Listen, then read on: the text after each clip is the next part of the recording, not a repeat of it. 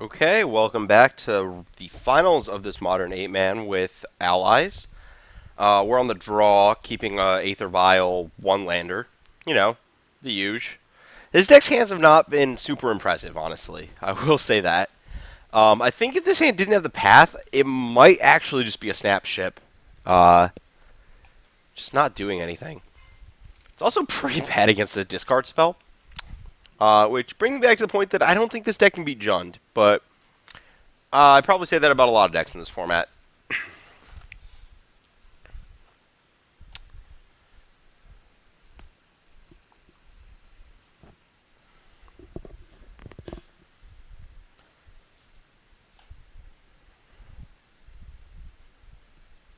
So I guess the ideal curve is like this, off Vial, play this. I mean, that's not going to happen. And oh, look, I would like to give out a special thanks to Jarvis Yu for lending the cards this week, and including just owning Kabira Evangel for no reason. I don't actually know why anyone would own this card unless he has already tried to play this deck, which I'm really sorry if you had to go through this. No, this is actually a blast. Beating people with these stupid aggro decks is just always a huge, really fun thing to do, and that is a problem. That is also a problem. I think I'm gonna be taking a million damage this game.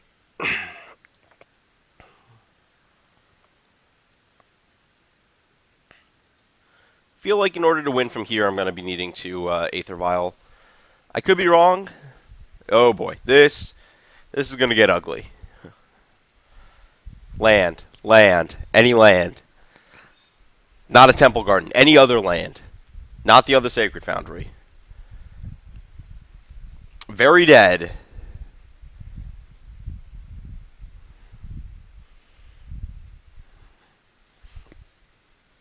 I do appreciate that this hand does not reveal to my opponent what I'm playing. I guess if my opponent does not draw another land, there's a chance that... Nope, dead. Super dead.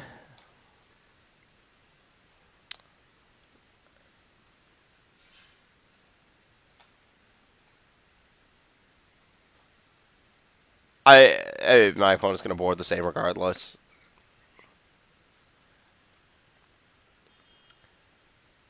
There's a little part of me that wanted to concede. Yeah, that's...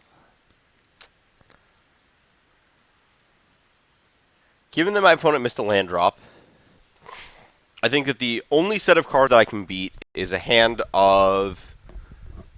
Let's see.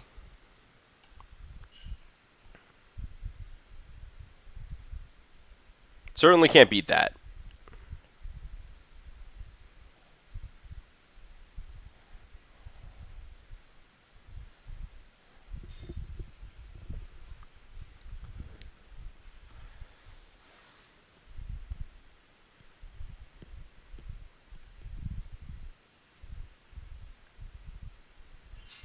I don't know why. I'm doing this on my main phase so that if my opponent, well, I'm going to have to path, so that's just really bad anyways. So the reason I did that on my, I had a reason. The reason was that I forgot I was pathing my opponent. I forgot that that would trigger landfall. But if my opponent didn't have another land, they would not be able to Searing Blaze my Blade Master out of the way. However, I'm also just dead to the other 4 cards in their hand, most likely. Especially, again, if they missed a land drop. Dead. Especially because one of them is probably a Tarkus command. Yep, dead.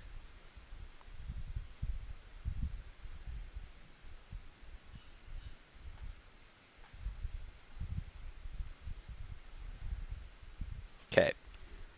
So I have to hope that my opponent's hand is Boros Charm, Boros Charm, Boros Charm.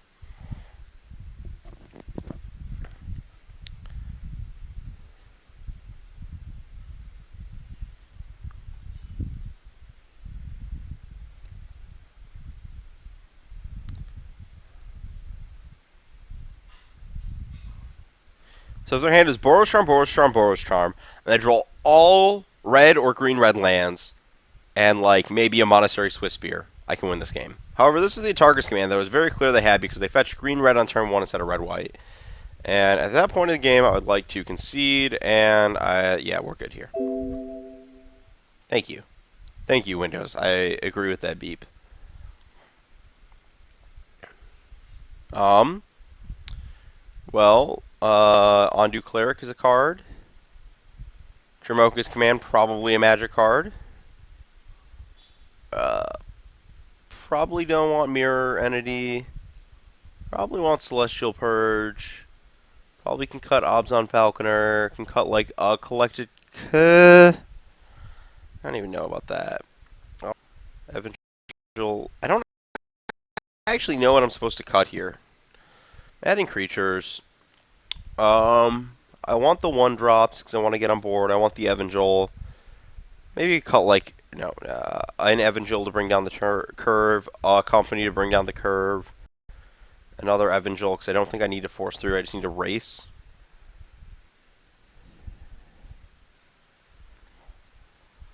Also cut a company because I just cut 4 things to get with company.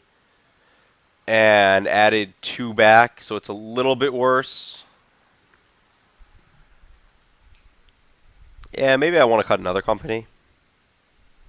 Maybe on the draw. Maybe I flip the Evangel company numbers on the draw. Might just be me trying to get too cute. May also want Mirror. Maybe Mirror Entity is better than Evangel because, like, if you ever untap with Entity, they die.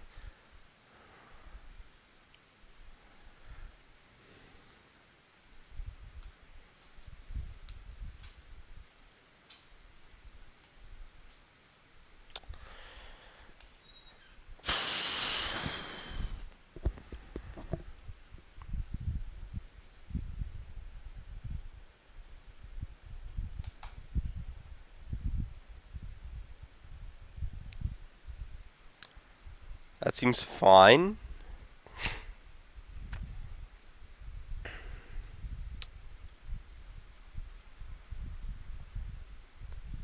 I like deploying my 1-drop and having the option of what to do the next turn.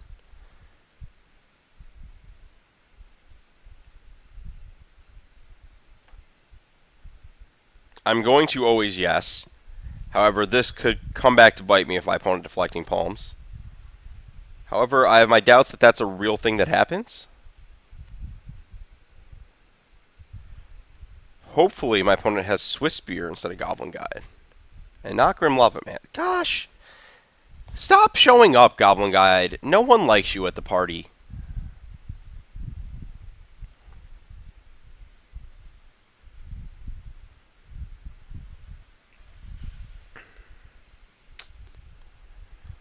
So, I think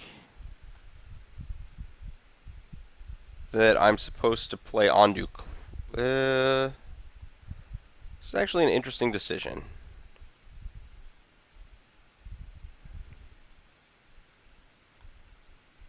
So if I play Survivalist,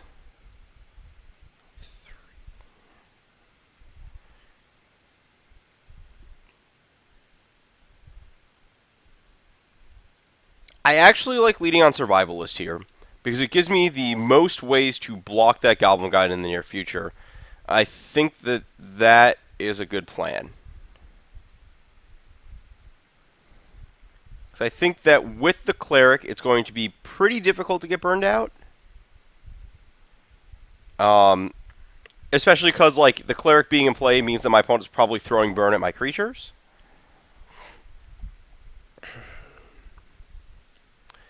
And sequencing Cleric after Survivalist buys me, like, what? Yeah, I'll block. Atarka's Command, that's fine. Oh, this isn't a human. That's cool. Yeah, I guess I should have double blocked. That was, kind of a mistake. 6, 6. What is this?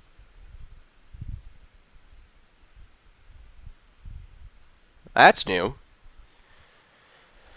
Okay, so my opponent is not that deck. They are... I thought they were just burn.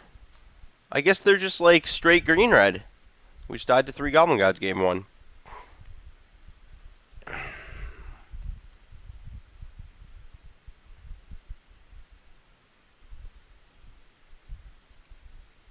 I'm gonna Cleric.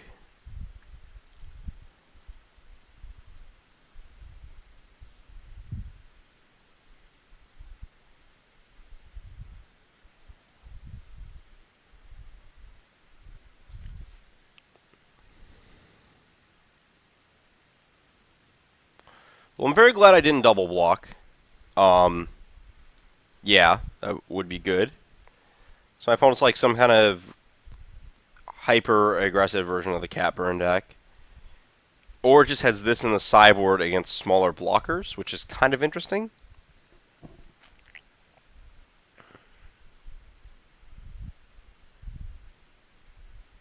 That's fine.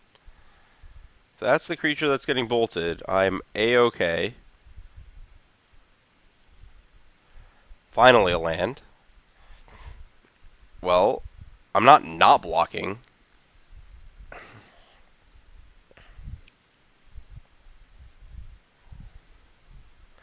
I think the question is whether I was supposed to put the champion into play last turn or effectively gain 2 life from playing the tapped land, but it's an interesting one.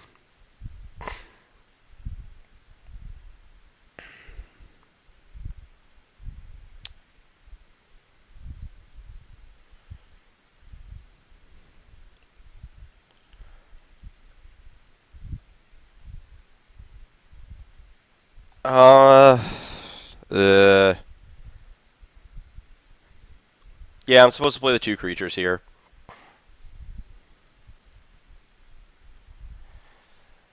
The reason for that being that, what was my reason? So, uh,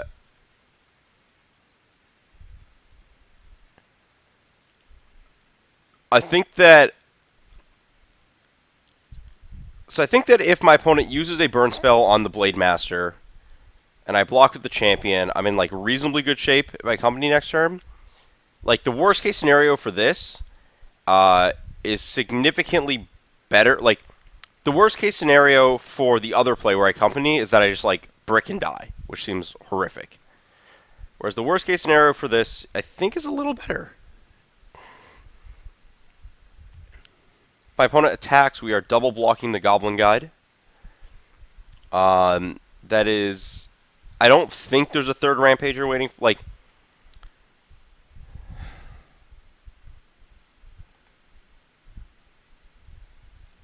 I am much more willing to play around a Tarkus command than a third Rampager.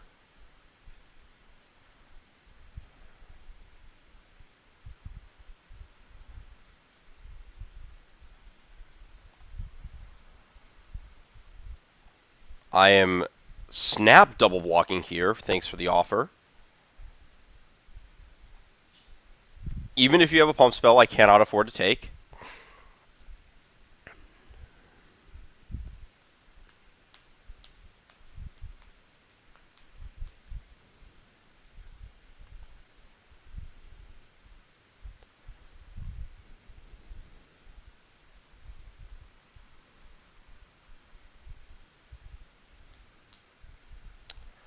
I think I'm supposed to fire off this company main phase and see where it goes. Also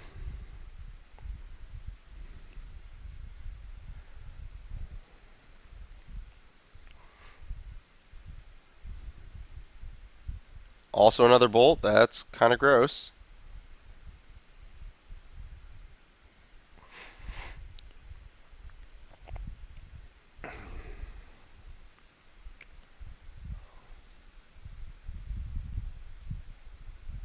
That's fine.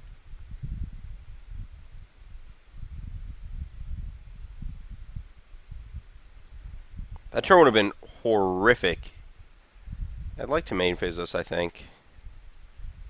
No, I don't.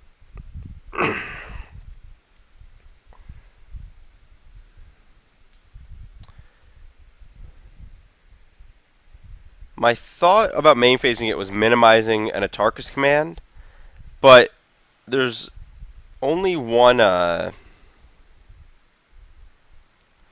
cleric left in the deck.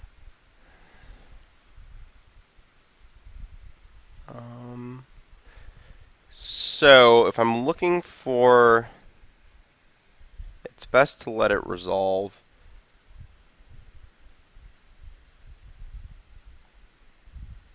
Because it can potentially remove a land from that stack.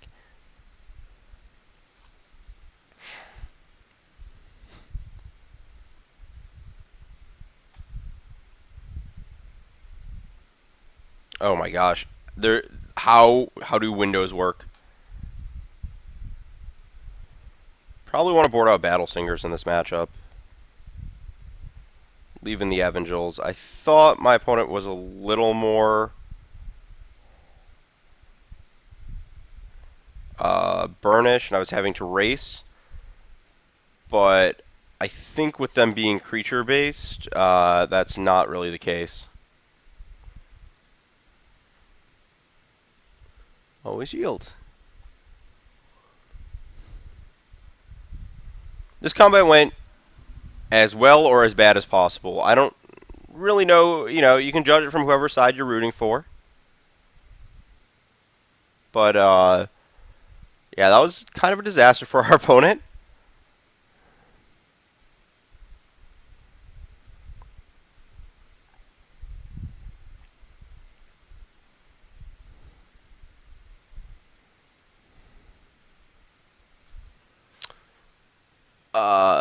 Ally Berserker Cleric Human. Okay, I will choose Human.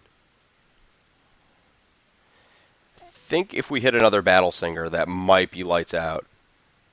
I have not done math. Oh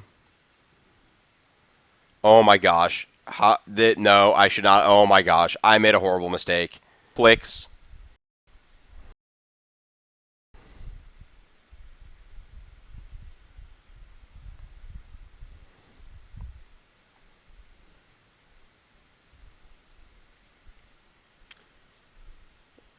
Always yield. Always yes. Did I choose right? Nope. Choose right. Always yield. Always yes. So let's go red. Let's go black. Oh, wow. That is actually just a million more than I thought it was.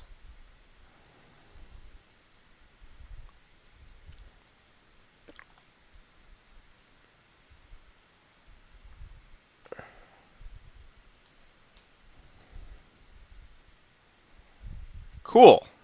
That math is crazy.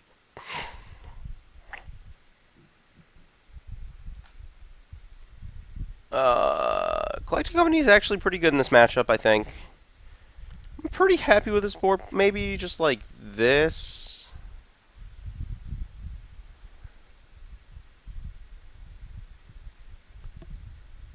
Maybe this card deserves to be in this matchup.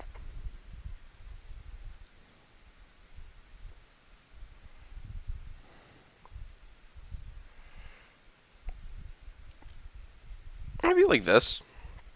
I kind of want to try this. Just want to know. Especially cycling clerics that my opponent has to kill. That sounds great.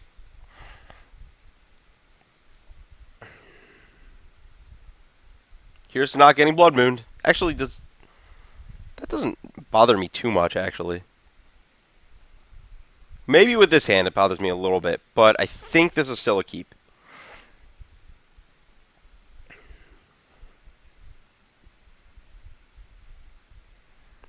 Especially versus a 6.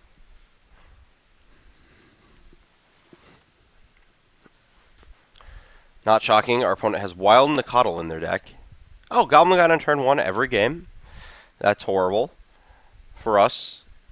Okay. This is kind of weird sequencing. Human. Oh my gosh. But I'm gonna not maximize my cards, but instead maximize my ability to play a creature, or to have a creature that can Block Goblin Guide next turn.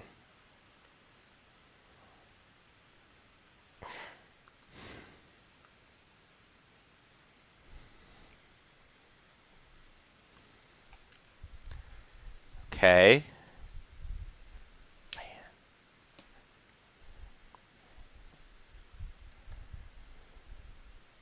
Okay. Our opponent has at least decided to keep it fair.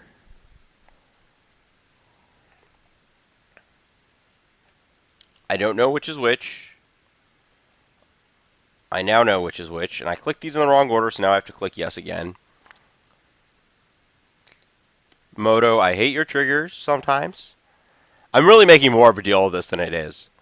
Just because it's comically absurd that my, like, mono creature aggro deck has a lot of moto dexterity involved.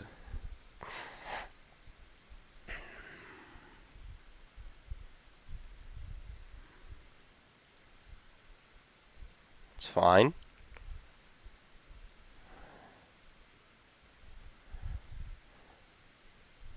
Yeah.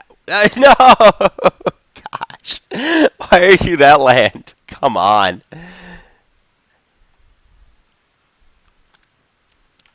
There. It's about sending a message. Didn't need that anyway. I might need that soon. Oh my gosh. We're doing this because you don't get a trigger off of the champion from the Hada Free Blade. Or you don't get a trigger off the Hada Free Blade from the champion. That's what it meant. Other way around. So that is the correct sequence.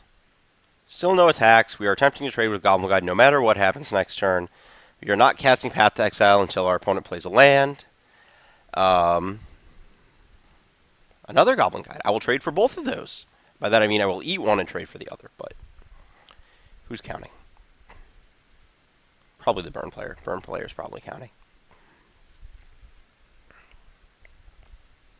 I do love the synergy, anti-synergy of... Oh, baby. That's a good one. Oh.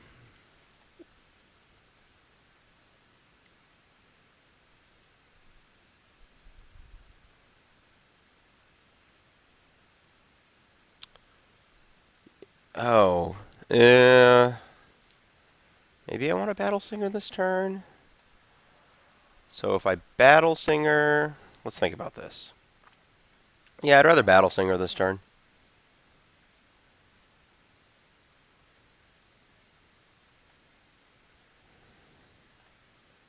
Oh, wait. No, I just Battle Singer jam. Like, yeah, this is great. Wow. That's really dumb.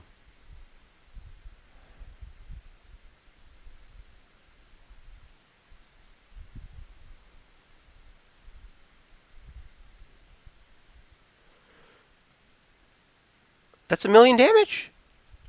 How does my opponent ever survive these attacks? Battle Singer's absurd. That does so much damage.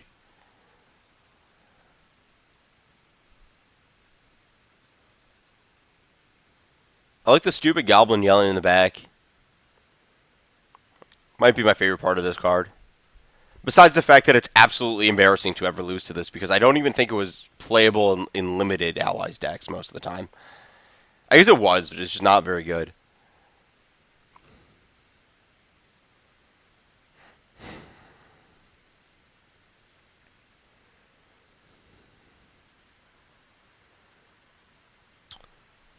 I now, reading this flavor text, want to figure out which ally is the cobbler, which one's the tanner, and which one's the fool.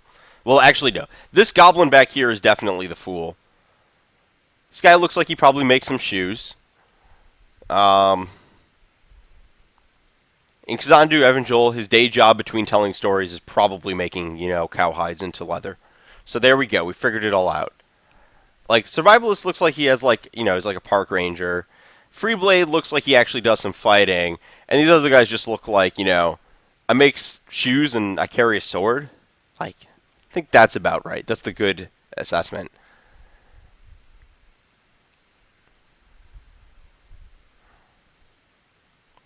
Goblin, your sword is way too short to be jamming like this.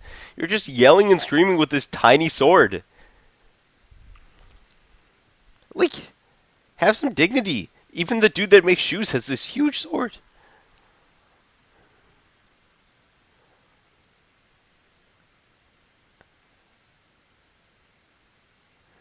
Mismatch path to Exile just staring us back, staring right back at us, staring us down.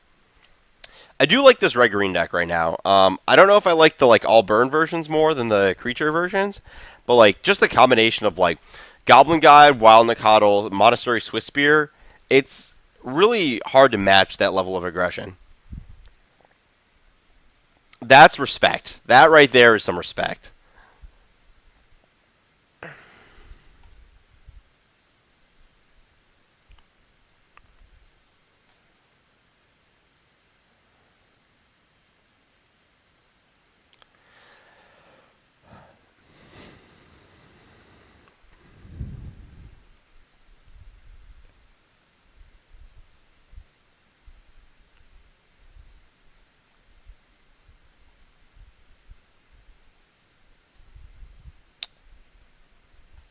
Uh, so if I go, oh yeah, my opponent's just dead because I have two pass. I was like thinking I had to cast this cleric or something. I don't know. But Mutavault and 8 power on board is enough.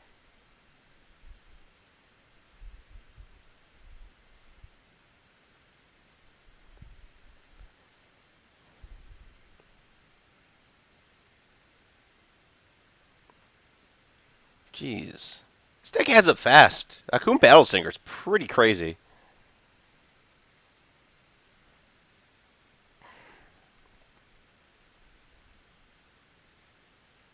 Well, that's a solid 3-0 for this deck.